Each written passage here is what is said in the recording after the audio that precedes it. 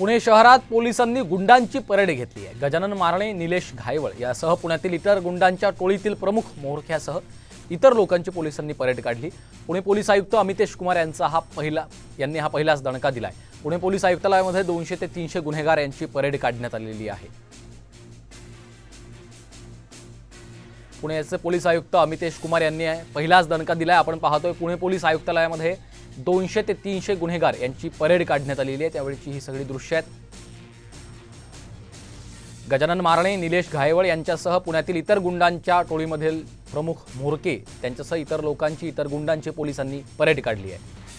अक्षय बडवे आमचे प्रतिनिधी सध्या आपल्यासोबत फोन लाईनवरून जोडले गेलेले आहेत। अक्षय, आपण पाहतोय पुणे पोलीस आयुक्त पदाचा पदभार अमितेश कुमार यांनी स्वीकारताच हा पहिला दणका म्हणावा लागेल का?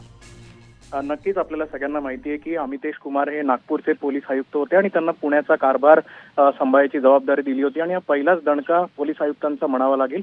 कारण आज पोलीस आयुक्तालयात जवळपास 200 ते 300 जे गुन्हेगार आहेत ज्यांच्यावर यापूर्वी काही रेकॉर्ड्स असतील किंवा याआधी त्यांच्यावर गुन्हे दाखल आहेत त्या सगळ्यांना या ठिकाणी बोलवण्यात आलं असून आता त्या गुंडांची ओळख परेड तसंच त्यांना तंबी देण्यासाठी पोलीस आयुक्त हे स्वतः काही वेळात या ठिकाणी येणार आहेत। पुण्यात आपल्याला माहिती आहे की गुन्हेगारीचं वर्चस्व वाढत होतं आणि त्यालाच कुठेतरी आळा घालण्यासाठी अमितेश कुमार यांचा हा पहिला दणका म्हणावा लागेल आणि आगामी काळात पोलीस किती कठोर कारवाई करतात हे देखील यात आता महत्त्वाचं ठरणार आहे। या सविस्तर माहितीसाठी